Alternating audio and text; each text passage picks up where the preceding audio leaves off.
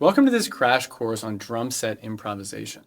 If you've always wanted to be able to play those cool ideas that you hear in your head and improvise effortlessly on the drums and just let music flow out, you're in the right place. What we're going to do over the course of the next 4 lessons is in each lesson take one pattern, a simple rudiment or pattern that you already know, and combine it with a melodic strategy. Now, a melodic strategy is one of the sort of secret ingredients that I use when I specialize in teaching improvisation on my website. This is what takes a simple, boring rudiment that gets stuck on the practice pad or stuck as an exercise and transforms it into a creative language on the drums. So you always have to be practicing things and learning things in an improvisational context, right? You can play paradiddles all you want on a pad. There isn't a moment where they magically become creative unless you have a way to facilitate that creativity, a melodic strategy. These allow us to play unfolding melodies on the drums that we can control, that we understand, and that we can manipulate on the fly. That's what improvisation is. At the end of these 4 lessons, you're going to be able to start improvising stuff that sounds like this.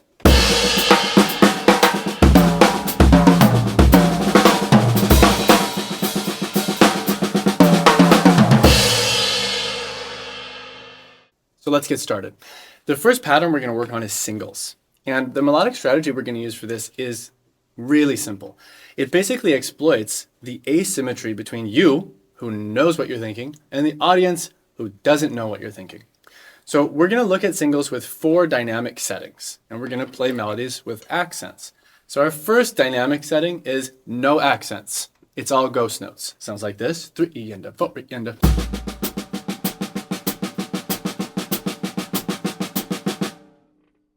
Simple enough, that's our foundation. That's our blank template on which we're going to play melodies. The second setting is playing random accents with your right hand only. So this is going to give you if we're counting 1 E and a 2 E and, it's going to give you 1 and 2 and 1 and 2 and these 8th note melodies. They're going to feel kind of blocky and a little boring and fine, but we're going to address that in a sec. So we have right, right, right, right, right, right, right, right. So practice taking random right hands and accenting them. It might sound something like this. 3 E and a 4 E and a.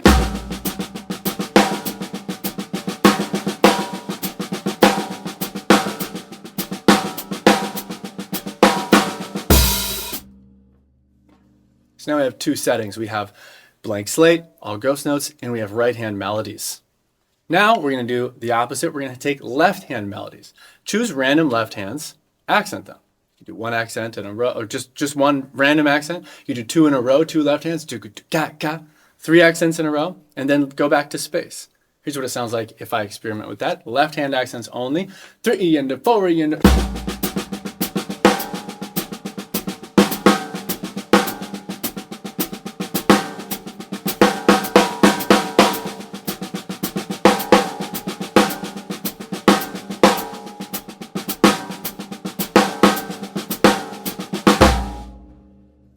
So this has a really different feeling, and this is important. These 2 settings inherently have different musical feelings. So now we're just going to move between them, and as we move between them, we are going to be exploiting this difference in them where we have on one side sort of syncopated feeling, upbeats, and on the other side we have blocky, downbeats type of feeling. And that's going to be built into the music that we're playing, but keep in mind the audience doesn't know what you're thinking. So now let's just take these 2. We've got right hand accents, left hand accents, and then we can turn it off and just leave ghost notes. Now listen to me play. I'll make it really obvious at first. It'll be like 2 measures of right hand, 2 measures of left hand, and so forth. And then I'll start switching at random. And suddenly, if you didn't know what I was thinking, you're going to start to hear some really cool stuff happening, and you're not going to know how I'm thinking of it. So here we go. 1 E and a 2 E and a, here we go.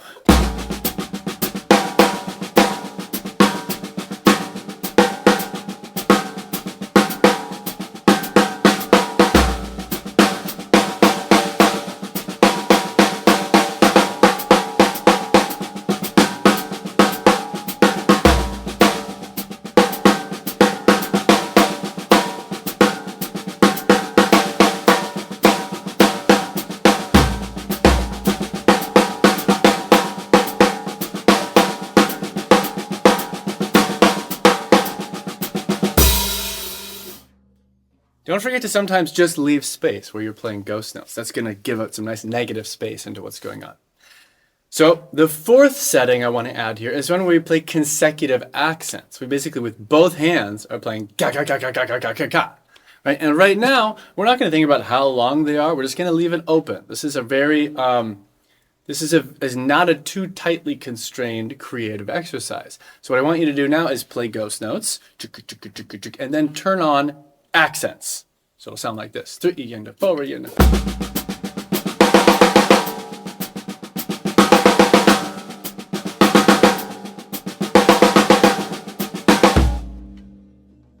And you'll notice one thing to think about to add a little variation here is, am I starting my accents with my right hand, ba ba da ba da ba, or my left hand, ga da da da da da? You can also ask, am I ending with my right hand or my left hand? These will help guide you to make sure that you're not always playing the same type of thing in the same types of places. So now I have 4 settings. I have ghost notes, no melody, right hand accents, blocky melody, left hand accents, syncopated melody, and then consecutive accents, big energetic power. Now watch me move between these. You know what's going on in my head, but keep in mind, your listeners, your audience aren't going to know your secrets. So here's what this might sound like. Notice how much variety I'm able to get out of this, especially when I start moving between the settings more quickly and more randomly.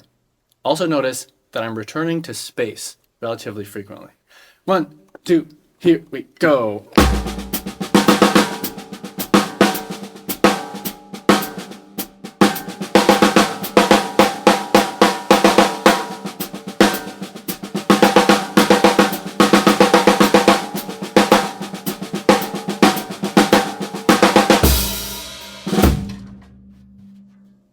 So I'm getting a ton of mileage out of single stroke rolls now by playing accents. And what I've done is given myself a little bit of guidance. Essentially, I've given myself a way to think about making melodies. That's what a melodic strategy is. It enables you to shape it brings intention into your playing so that you're not randomly guessing at melodies, because when we randomly guess, we tend to actually fall into ruts and always play the same thing. So this is a melodic strategy that helps get more creative potential out of your singles. Another thing you'll notice about this exercise is that we don't need any notation. We're not thinking about notation and counting and rhythmic theory and polyrhythms or anything like that. A lot of people have this mistaken perception that improvisation is something that's very advanced. And therefore you have to move through all the intermediate and advanced type of stereotypical drum things, like becoming really good at reading notation, sight reading, counting while you play, and all of these types of things. But improvisation can begin, should begin at the beginning of your drumming journey. Right? So regardless of how comfortable you are reading notation, melodic strategies, actually the ones that I think of, usually don't require you to be reading notation in order to do it.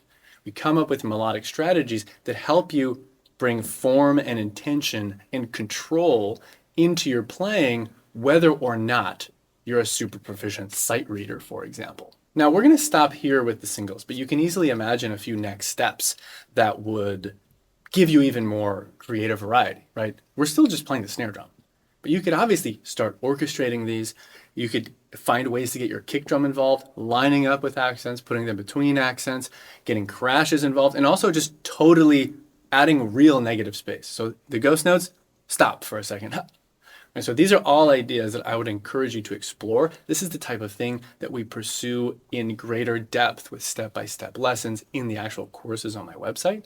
But for now, let's call it there, because we have a great melodic strategy that gives us a way to play a wide variety of controlled and understood improvised melodies on the snare drum based on singles. In the next lesson, we're going to learn how to improvise with the right, left, left kick pattern. This is a fun pattern because it sounds like chops in the way that most of us think of it. See you there.